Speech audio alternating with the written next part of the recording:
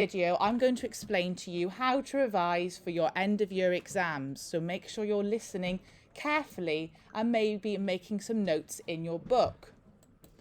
First of all, you are going to go to your calendar. Obviously, it's different for every class. But for this particular class, which is M4, you're going to click onto the calendar and you can see end of year exam. First of all, I have explained that one of the main resources is Spaces. This is very unique to me as a teacher because I have literally put almost all the resources since the beginning of the year on Spaces. You couldn't get a better revision resource. So if you go on to Spaces and you click on to Spaces, you can see I have put literally all of the different resources. For example, back a few months ago in February, we were doing box plots. There's lots of documents on box plots. As well as this, you've got about 4 worksheets on trigonometry with answers. What I'd recommend you do is you might think, oh no, I'm not very good at trigonometry. You click on the resource and you revise it.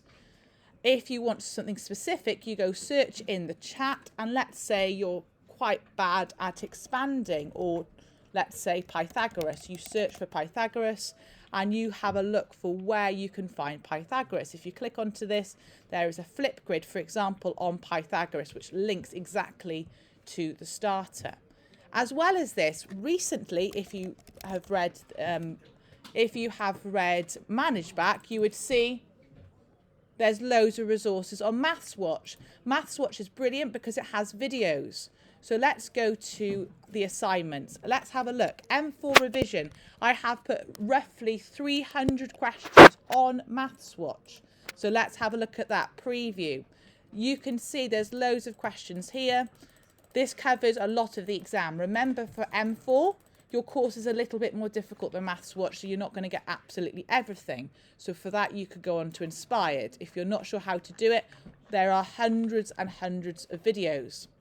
The next thing, I am supposed to provide a checklist, and I have provided documents with all the topics that we have covered. Ideally, in the next week, I will put them onto one document because that is easier for you. I understand that. But at the moment, I've put them on 5 documents. You just click download 5 times and it takes a few seconds. You go into your downloads, and in your downloads, you can open all the topics we have done this year. So what you do is you click open and you can see documents we've done. What you need to do is scroll to the second page and you've got all the topics we've done. Volume and surface area of cones, prisms, similar shapes. Translations, this is today's date. This is what we're moving on today. This is topic 5. Then if you have a look at unit 1, this is what we did at the beginning of the year. We did straight lines, inequalities, vertex testing, mappings. The only thing that makes this a little bit complicated is the holidays and the investigations. But you can use your common sense and you can decide, well, I'm not going to revise something which says holiday. We can then go on to the next rough plan and we can see that for unit 4, which was the unit we did before, we did SOHCAHTOA and we did 3D problems and we did trigonometry. Like I said, you can then go back to Spaces and look for resources. Last but not least, I have said that by the end of this revision period, I will provide a past paper